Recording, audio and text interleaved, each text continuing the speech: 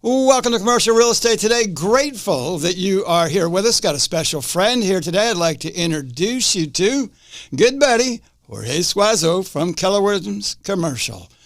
Welcome. It's a pleasure to have you. How are you, Wally? Thank you so much for having me. I'm great. Before we get into deep, dark secrets in commercial real estate and what makes you so special there, explain this to me. How does a young guy growing up in Chile with a tennis racket end up in the United States on a scholarship? Give me that path. Thank you for asking. I want to make that story short, but it's really a good one. It's moving in that, in Chile, when I was growing up, 1970 to 1973. So 1973, I'll tell you my age now, I was 10 years old. So from 1970 to 73, the country was going through civil war, very, very deep civil war, communism and so on, and to the effect that, I hardly ever saw my parents because they were out there not only trying to work, but also trying to find food. There just wasn't any food. And so me and my brothers and my sister were just staying home and, with the nanny and she was armed and all. But to make a long story short, that vision of what the country went through back then, stayed in the back of my mind. And any time that I had to, drive somewhere with my parents in the car because they needed to take us somewhere to the doctor or what have you, and then just see people shooting at each other. And many times, at one time, I can tell you, it was very, very shocking for me. Some folks were running next to the car, and I'm looking outside the window, and they're shooting each other, and that's when I realized how much blood the human body had, right? So that was very shocking for me. And then during that same period of time, Dad wanted to show us, the United States. And so he took my brother and my sister over to watch the Apollo 15th launch at Cape Canaveral. Excellent. What an incredible change. And so from the paradigm shift that happened to me as a young boy was, wow, there's beautiful beaches, there's beautiful skies, some palm trees, and just seeing that rocket, launch into space, it really left the mark. And, as early as I was, that age, between 8 and 9 years of age, that I knew I wanted to come to Florida. It's like when we went back to Chile, it's like I miss it. And so immediately, automatically, I started reading magazines in English and books in English, and I started self-teaching myself because I knew that at some point in my life in the future, I was going to come back. And so during the same period of time, my dad handed me a paddleball at the beach. For the first time, I'm hitting a paddleball, and there I am, and he goes, wow, okay. And so he took me over to there's several clubs in Santiago, the Italian club, this Spaniard club, the Israeli club, from different, international colonies. And we ended up in the Italian club. And the coach, saw me, said hello to me, and gave me a tennis racket and put me on the other side of the net. And he said the same exact thing. And so, the Lord blessed me with innate talent, and 6 months later, I was playing the finals at 10 and under nationally in Chile. So from 10 and under and 12 and under, 14, 16 and 18 and under, I played number 1 and number 2 in juniors Chile. And when I was 17 years old, the Tennis Federation sent me over to compete in Colombia in the South American Championship. And that truly is my biggest accomplishment, where I became number 1 in South America. And so I graduated high school after that, and they sent me over to Miami, Florida. I'm back. You made it. In Miami, Florida, representing Chile. So I played the Orange Bowl, which is, individual competition, and then the Sunshine Cup, which is kind of like a Davis Cup for, between countries, the top countries around the world. And sure enough, we did well enough. And those two tournaments are so well known in the tennis space that many coaches from all across the country that go there recruiting international players. And there I was playing in center court with the number one South African player at the time, and did well enough that immediately after the match was over, I had 3 coaches offering me full scholarship.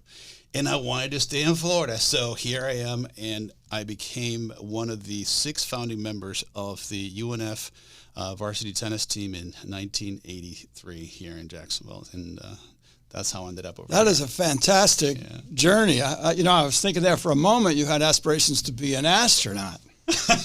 Yeah. That was my brother. My brother, right after that, he definitely wanted to become an astronaut. So there you are. It's early 80s at that point then, and you're at UNF doing well on the tennis team. Mm-hmm. What were you studying then, and how did that begin a real estate journey? Well, yeah, thanks for asking, because that's another really interesting part. And it's kind of funny because in Chile I grew up with my closest friend was a cousin of mine. And so my Uncle Vincent, he was a real estate developer. So, and given that my cousin was, closest to me, he would take us to groundbreaking ceremonies of shopping centers, of office centers, of, single family homes and what have you. So, I mean, to me, it was like a pastime just going there and seeing from, clearing of sites and dirt. And very natural, very comfortable, not a distant thing. Exactly. Yeah. Yeah. So when my very first year at UNF, I go to the career counselor and I ask him, how do, with a broken English, very broken English, right? I'm going like, how do people do real estate over here, And they said, it's funny that you ask, Jorge, because this year is the very first year that we have a degree, real estate and urban land economics degree. So if you'd like to sign up as part of your Bachelor in Business Administration, you certainly can. And I said, sign me up, I'm there. So. Your evolution and UNF's revolution have been really matched up quite well. Inaugural member of the tennis team, inaugural participant in their real estate and urban planning. This is really quite special. Yeah, I like this. Yeah. So the thought in mind, really as a young guy, was to be involved in some way in commercial real estate, and UNF ended up facilitating that. Exactly. So I asked the right question, and that was the only thing that really came natural to me. It was, the athletics in tennis, and of course, as far as my chosen vocation, early on, before I even knew that I wanted to do that, was, dirt, sticks, bricks, and the money to transacted, buy, sell, and so on. So it came very natural. So going back to college time, there you are, you're exposed to all these things. Commercial real estate's monstrous. Mm-hmm. It's just so many facets to it. What was the initial vision of what your role and involvement would be? Well, the very early stages of my real estate career, I got a real estate license, goodness, right when I graduated in 87. And so my very first 2-3 years in the business was in residential. And so residential development, residential, just residential selling single sales. family houses. Exactly, single family homes. Went through all the training, and I got to give kudos to my first broker, Carol Davis. She's retired now, okay. With Davis and Lynn, mm-hmm. And she taught me many things. But the funny part is that the very first week that I did floor time, I got a lead for a buyer, and I go show a property, and then they say, I want to buy it. This is the first week. I didn't even know how to fill out a contract, and there it goes. So I called Carol. I said, I think I sold something my first week. And so she was very nice. I said, I just bring him into the office, and she walked me through the entire process. But that solidified the love and the passion that I have for the industry. From the residential years that I did, I was always more into the number side, more so than, the color this, the color that, and the location, and the drapes, and, I call it residential, the love part of the real estate business, and the commercial, the money side. That's funny. I describe to people all the time when they're considering making a transition from residential to commercial, mm-hmm. is that residential brokers speak in adjectives, mm-hmm. commercial brokers speak in numbers. And if the person says, I don't like numbers, I said, well, I think you would be better off staying where you are. Same for the people who are starting in commercial. Yeah. They say, there's just so many numbers, but what about the colors? I said, well, perhaps you should be in residential. Exactly, and that's a big key as to anyone that wants to get involved in real estate. Is just to know, like for example, my dad, is a double engineering degree, so I had to get straight A's in math, and math was just another natural thing for me. I like the numbers, and and everything had to be precise. I'm a former military guy, and everything just fits perfectly, right? And so once I made the transition from the general residential sales to buying, renovating, marketing, and selling the property, then I got more into the number part of it. Sure. You're doing estimates and so on and so forth, and I come up with your net profit. And that was the first 5 years of my real estate career. And then that transition into residential after 4, 5, 6 years. What was the initial foray into commercial? What sort of properties? What sort of involvement? Well, I got a taste in the multifamily sphere in that my then out of college wife, she was a property manager and at an apartment community, and then unbeknown to me, her family in South Florida, because here we are in Jacksonville, but in South Florida, the family themselves were general contractors, and they specialized in building a multifamily apartment community. So that was the natural progression into that asset class as being my asset of choice. Even though I've done other office, warehouse, retail, land, and so on. The sweet spot for you was multifamily housing. Yeah, that has been the most natural for me. Yeah. One of the things that I know you excel at and pride yourself on, quite frankly, is off-market transactions, that finding a buyer who allegedly isn't looking and finding a seller who allegedly isn't selling, and the next thing you know, we see this just sold to this group, and no one on earth even knew it was going to occur, that either of those pieces were out there, let alone they come together. A couple of questions on that for you. Why is it, from your perception, that so much of commercial real estate tends to be so under the radar, so secretive? What are some of the reasons why it is that way? Well, luckily for me, I suffered my wounds, in commercial real estate early on, in that, it's a business that is, you have to have a really thick skin.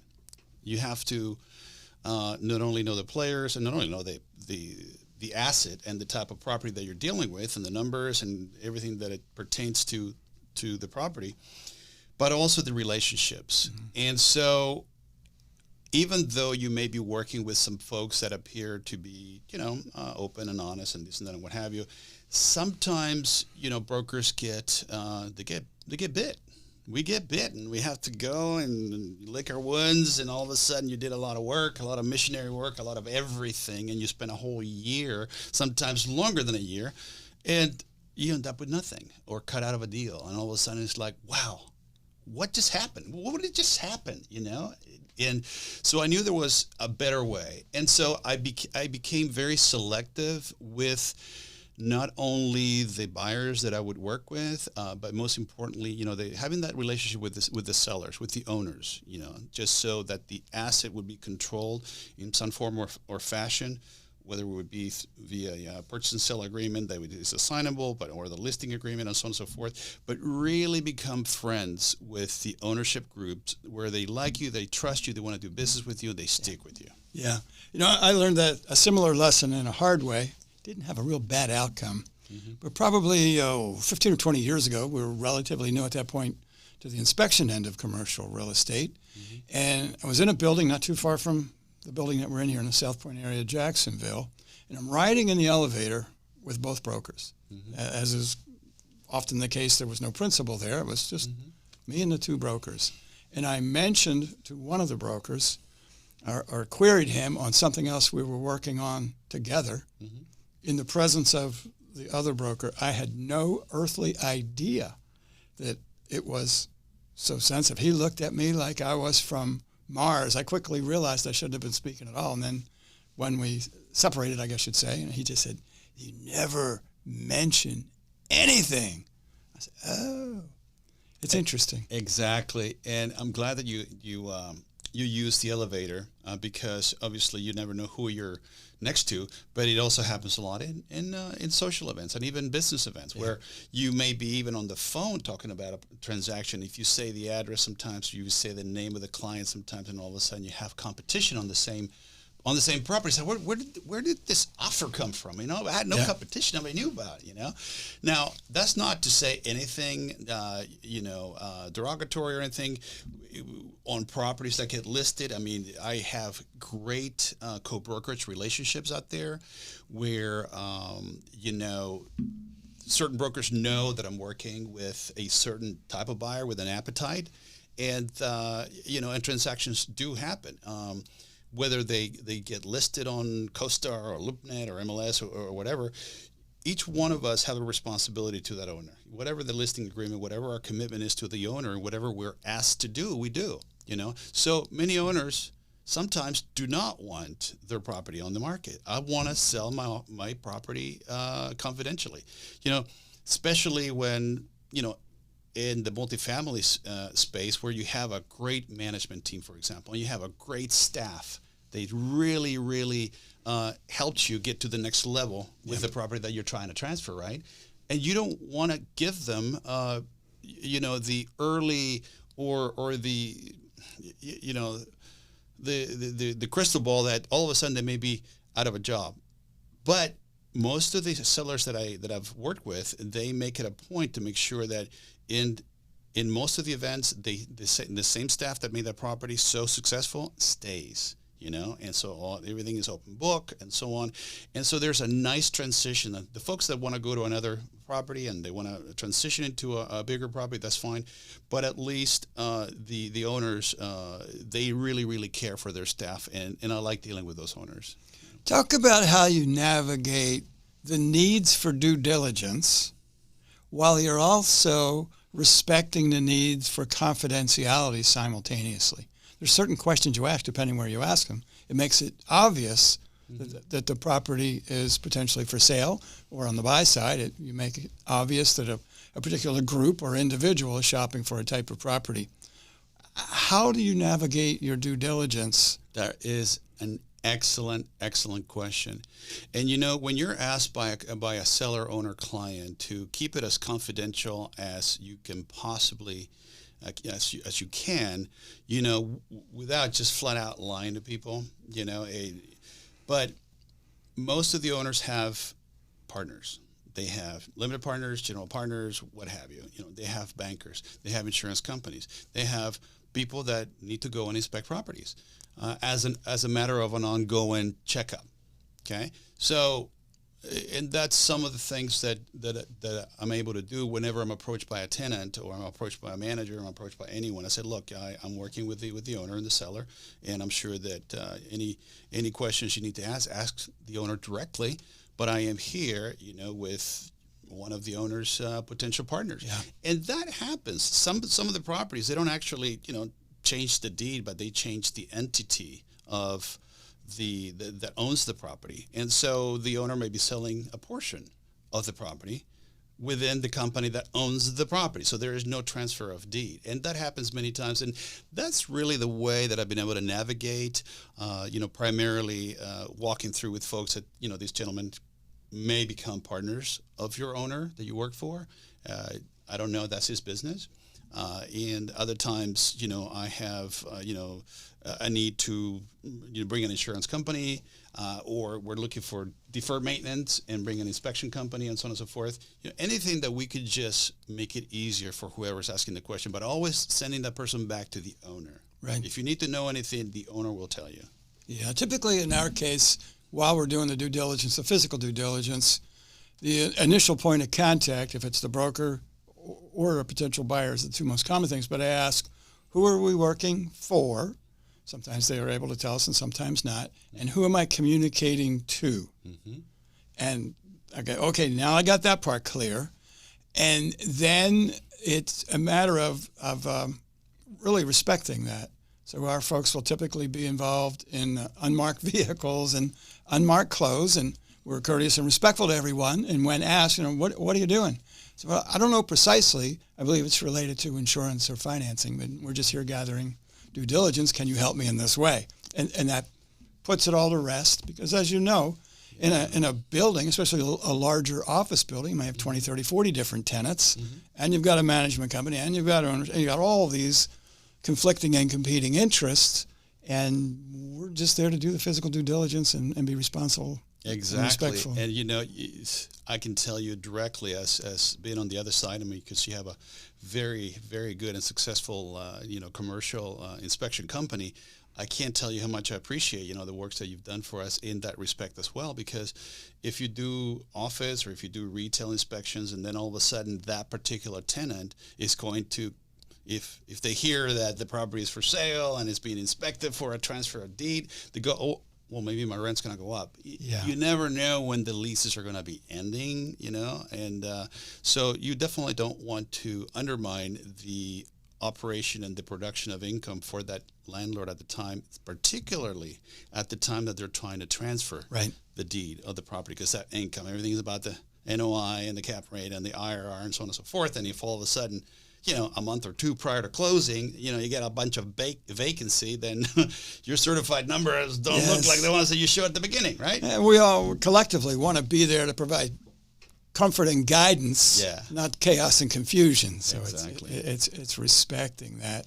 The in the multifamily realm, talk to me about your interest and involvement in development in addition to just transferring of existing access, specifically finding dirt. Finding dirt, excellent. Yes, I was involved with a company here in town that it's a development company, and I they do multifamily development, they do retail, they do office, different kinds. And so given that I already had a book of business for so many years of folks that whether they were entry-level investors that they started with a 12-unit, then they moved to 50 units, 100 units, and all of a sudden they're buying over 300-unit apartment communities in the existing space. So anytime that they wanted to jump into new development, I knew that I needed to align myself with a firm or firms that would have a need, to do site selection for multifamily. And so the same way that, the confidentiality factor and the relationship with the owners of existing properties, so I developed, a way of going after pieces of dirt that perhaps, a new road is being built. Like, for example, just to give an example, State Road 203, the First Coast Expressway, the second outer belt, just west of I-295 here in Jacksonville, Florida. And it's going to go around, started from I-10, and it goes through Oakleaf, and it's going to go through the Shands Bridge. And the Shands Bridge, doing research on just where DOT, Department of Transportation, is slating for new roads, then you know that that's going to be the path of growth. And so then you start going and visiting some folks and then finding out which parcels are most likely to be zoned or rezoned. And you look at the applications that some of those landowners are making, and then you're early in the game as far as getting a good basis on the land, and then be able to provide a good acquisition for someone that wants to build a brand new apartment community. So you've got great experience. You've been savvy and successful in the movement of ownership of building, in the development of building, dirt and whatnot, change in use. Talk to me about money, and that is the finding of funding and also the placement of money. Finding of money and the placement of money. Well, you've got, private capital, you've got in the capital markets, and you start putting together your capital stack. You have, the cash equity players. You got your limited partners, your general partners. But, I've always aligned myself with some folks that have access to all that. And I'll share with you, a good friend of mine, Phil Rachels from CBRE, for example, right? As a company, he has access to any kind of capital. Right. Cash investors, mezz funds, bridge loans, construction perm loans. You get, firsts and seconds and so on and so forth, limited partners. And if the deal is good enough, believe me, you're going to have there's going to be more cash coming your way than then then property's coming your way, because that's what's so scarce right Good now. cash follows great deals. Exactly. So finding capital is really not an issue in today's market, or if the deal is good enough. As a generalization, who approaches you first or most commonly? Is it the buyer? Is it the seller? Is it money saying, hey, I've got this and this is what I'm looking for? Well, I am constantly approached by, commercial mortgage brokers, lenders, bankers, and so on that they know. I do, multifamily or off-market deals.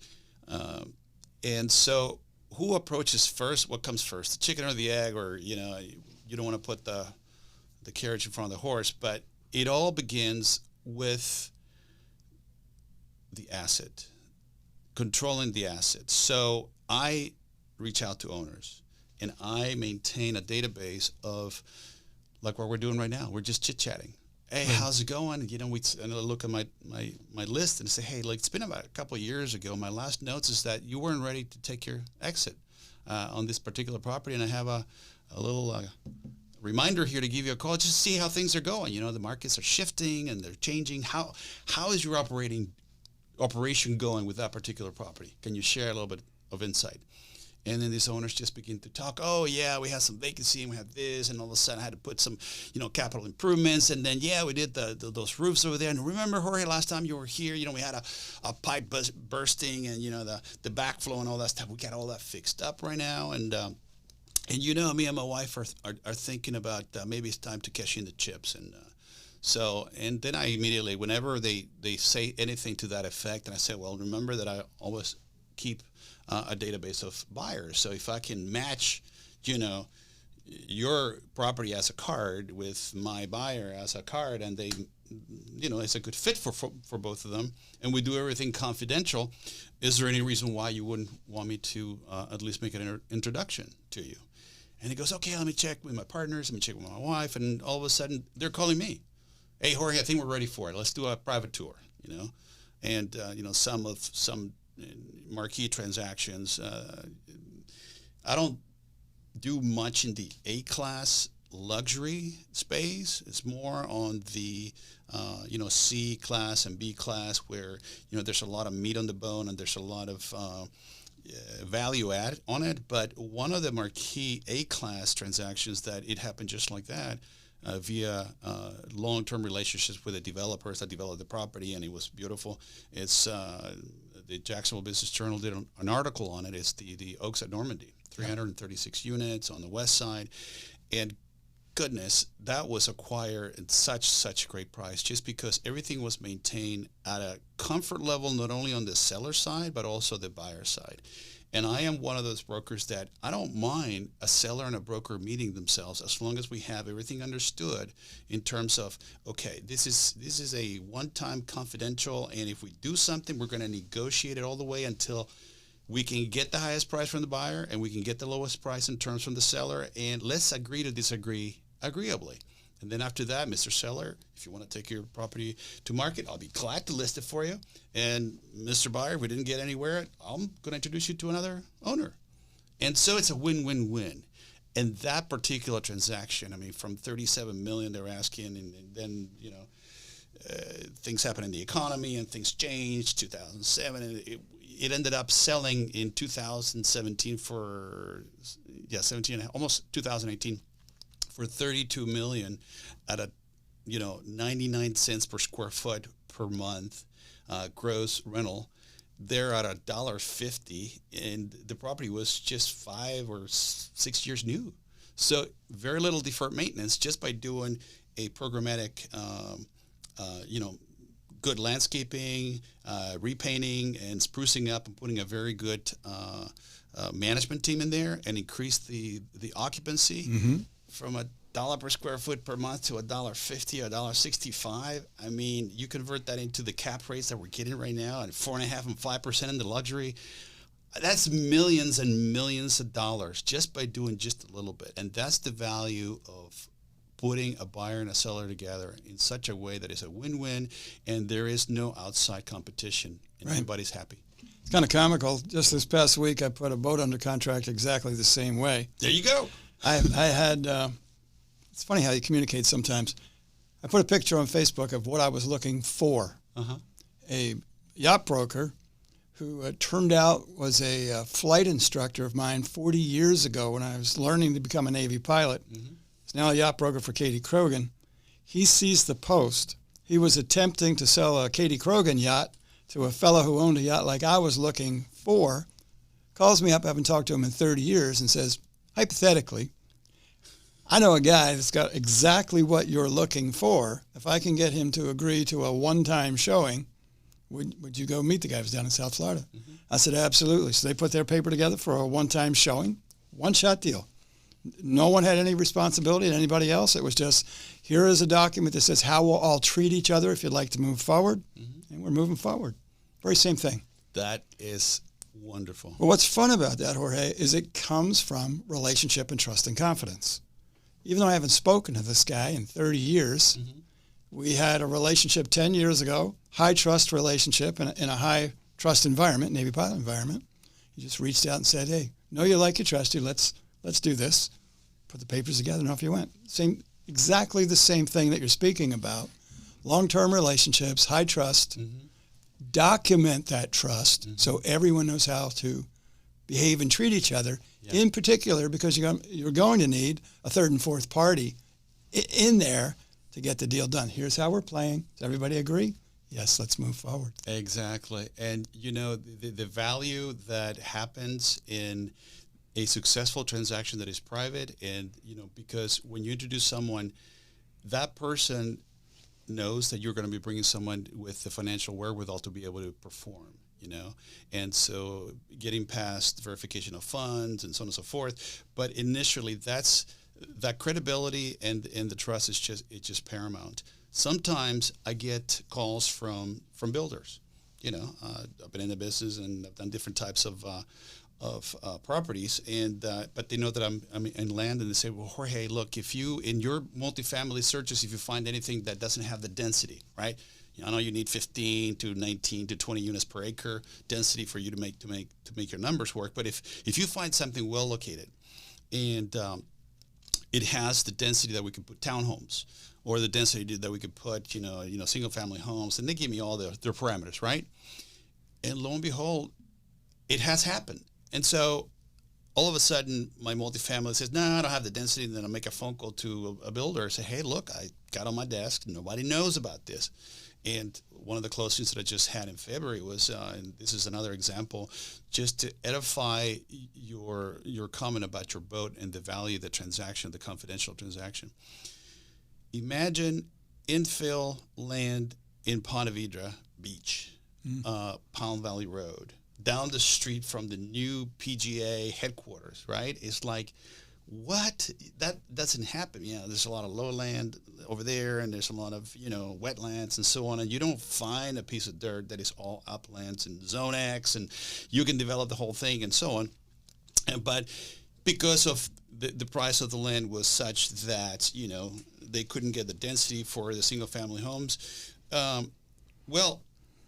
somebody heard that was available, and the builder said, we're not going to go for it, but I know somebody that's going to take this. Do you mind if I refer you to that person? I said, well, absolutely. And it doesn't get posted on MLS or nowhere. So a lot of transactions they just get found by City of Jacksonville, property appraiser's office whenever the transaction gets recorded, and so it's really good to navigate in that realm, and so it's been great. Yeah, and it's common for us in the due diligence space not to know either of the players, and then when it's over, we're like, oh, wasn't that interesting? We've had several, I guess you might say, signature clients in the commercial space where like, man, I'd like to be able to share this. And rather than share it and be told you shouldn't have done it, I've reached out and said, would it be okay if I share that we were involved in this? And they said, no, it wouldn't. Like, all right, thank you. Absolutely. But you have to respect that. Yeah, and also getting permission. Like, for example, for the person or the builder or the investor that say, hey, look, man, I appreciate you bringing me over. I don't like it. I mean, it doesn't fit my investment criteria. And then in writing, not only on a phone call, but also in writing, I say, well, would it be okay for me to present this to somebody else? Are you sure? It's kind of like a last call, in writing. Are you sure you want to pass on this? Because I have someone else that wants to take a look at it. And not until they come back to me and write and say, yes, Jorge, you have my blessing, go for it. Yeah. That's so valuable. Yeah, well, your role is much more sophisticated than ours in the due diligence. Ours is mostly one of, I describe it sometimes, behave like the butler. Mm-hmm. Just do the things you need to do, look sharp, do them the best of your ability, and don't speak unless spoken to. And then after dinner. Exactly. Well, yeah, and in your business, in inspections, and I'd like to touch on this because it happens quite a bit, and it's also a really high level quality dealing. Like, for example, you and I have a business relationship. You are the commercial inspection company for me and my team and the Keller William folks in my team. I mean, they heard about something that you may want to talk a little bit about at the end, but when you are exposed to certain properties for whatever reason, whether you're doing an inspection for an insurance company or for a claim or something, and the property is not for sale, but you happen to be there, or some of your folks happen to be there, and they just hear, you know what, maybe I should get rid of this property. I've got headaches. I've had it for a long time. I just, my holding period is over 10 years now, and we're getting old, and maybe we should start thinking. That's the moment that you could say, do you mind if I call somebody that likes to deal confidentially and see what that happens? Yeah. It gives them the ability to evaluate the market, what someone is ready, willing, and able to do without getting an appraisal in form of an offer. And we do a lot of introductions that way, as you know. All right. It's one of the beauties of commercial real estate today. They're driving in their car, they're listening to our conversation. They go, you know what? I really like to talk to that Jorge fellow, or somebody will reach out to me. Would you introduce me to such and such? And yeah, we do that. That's one of the reasons we have these conversations, is to share with the universe who you are and what you do and what your niche is, so folks can reach out and extremely have that valuable conversation. For us as brokers, get in the middle of the crossfire. And I call it the crossfire because sometimes the other good source is when transactions fall through. Yeah. For whatever reason, they fall through and the buyer and the seller are fighting, but then there's a need for that property to get transferred, and that's another way. Accelerate it. Yep. Got the due diligence out of the way. The due diligence, who would like to step exactly. in this seat? The motor's already running. I love the X-ray pictures you take, and there's no surprises. Yeah. That's very good for all parties. Drive it to the minimum. Yep. And the goal, mentioning the due diligence, isn't to find things wrong. It's rather to validate that there aren't. It's just a different perspective on it. I like the way you because put no it. matter the age of the building, the type of the building, use of the building, even the condition of the building, virtually always there's more good than not. And it's painting that picture that's objective so the person can understand and step right in and take the building where they like to take it. Same with dirt. Talk to me about changing land use. You mentioned if the density's not right, you may change what goes on the land, but talk about your experiences in changing the use of the land. Okay, so sometimes you run across buildings that are pre-existing, and then the need to change the use is there. Like, for example, in the last downturn, I was representing several clients that had certain zoning for many warehouses that you couldn't have auto dealers there.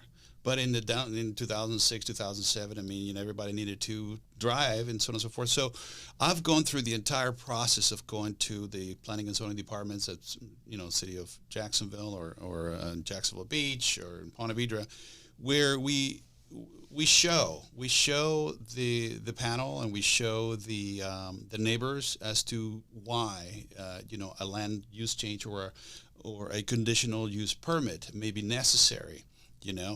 And especially when things get a little bit tough, the community gets it. Do we want a vacant property and attracting, bad things to the area? Or do we want to do something that is within the realm of uses and not bringing undesirable type uses that are not good? And so my experience in the existing has been quite a bit. In new development, typically, you look at the land use planning for 2025 and so on, whatever the city is headed. Where is the master plan for this particular city, and why is it that that particular road is only going to support so much traffic? So if you bring a multifamily apartment community that is going to have a lot of trips for that particular road, it's going to add, it's going to intensify the use. If the utilities are not there already, and but the main thing is to do something that is in line with what a city sees as a normal development and urban sprawl per se, without too much explosion that is gonna cause a bottleneck of some sort. So I've got a final question for you as we work toward wrapping this up. You still playing tennis actively? I had a shoulder operation in May last year, and so I have gone through some, physical therapy and playing a little bit, and I haven't played in the last couple of months, but some good friends have brought me back out to play, and as a matter of fact, last Sunday I played, and it was good. My brother plays in some leagues here in Jacksonville. He wants me to get involved, but just like on the golf course, the best deals are made on a tennis court or on a golf course or boating. On a boat, that's or exactly boating. right. So, Right. all right, for folks who'd like to extend this conversation with you, play a little tennis or share a story, the simplest way to get a hold of you is through the website, I take it? Yeah, website, or they can reach me directly on my phone. Okay. They can 904-386-2800, and I'll be glad to text you back, call you back. And whether it's tennis or golf or real estate deals and what have you, the main thing is to do a win-win scenario as to what are your needs and what do you need? How can I help you?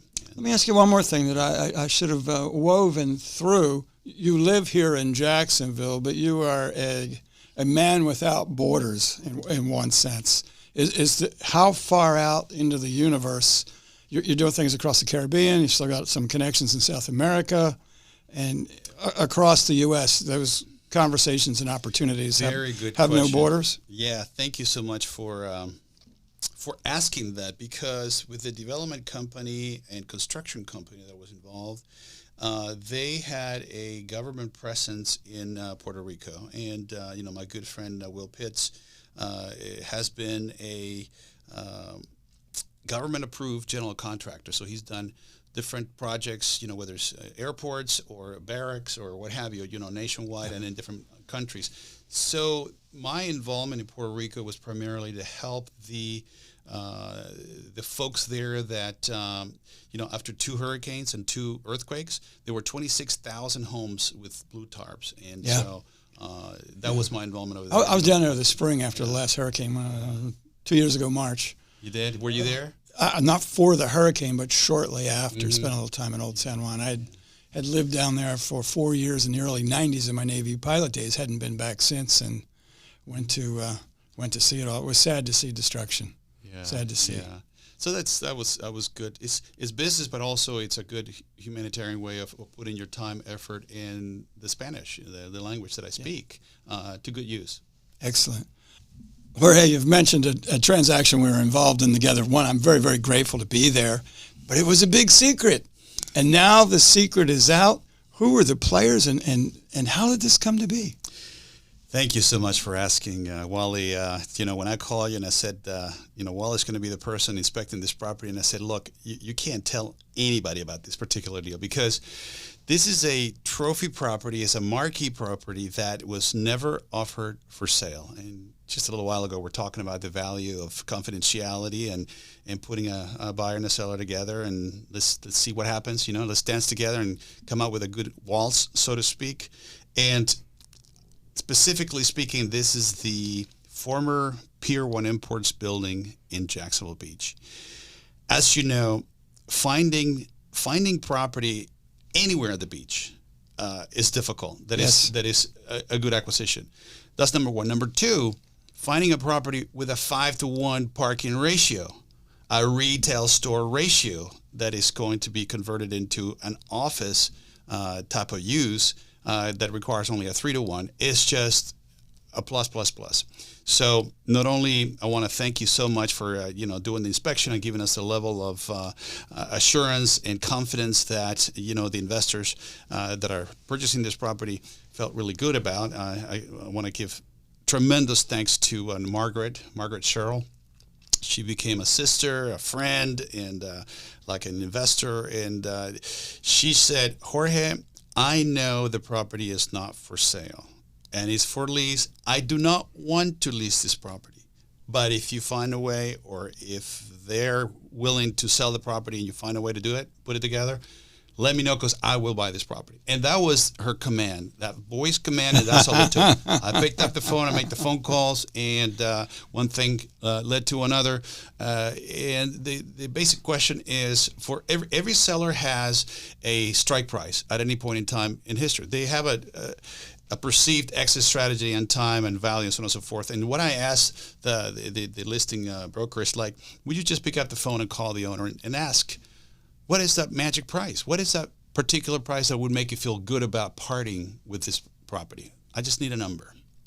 Prior to that, I did a complete analysis, a acquisition analysis and a lease analysis sensitivity, just to see, what the market and the area would do, and so on and so forth. And my good friend Sims Rogers, my partner in the deal, is the one that actually told me, said, look, man, I show that property, but they don't want to sell it, and our people don't want to buy it. I mean, they don't want to lease it, so they want to buy it. So equipping the acquisition side, the buyer side, with the numbers ahead of time before receiving that number, from that magic number, the letter to Santa Claus from the seller, it was instrumental, because my number came in, the number that came back from the seller, as far as, look, if you pay X, the numbers that I calculated as far as market sensitivity, it was $100,000 more.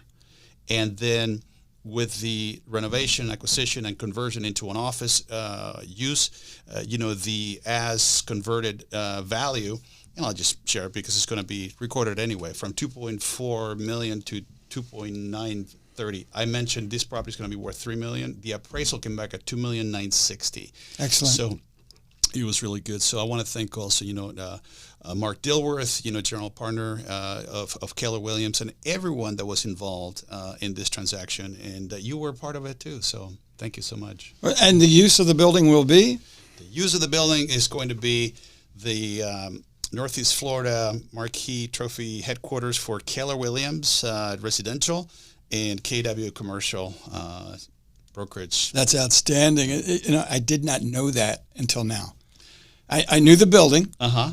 I knew we were to be respectful and private. We were doing that. I did know one of the names along the course of the way, because when the questions started coming back and looking for expanded knowledge, one of the names surfaced, but I had no earthly idea the use of the building. So congratulations. Thank That's fantastic. So much. And at the closing, if it wasn't also for Justin Serrato,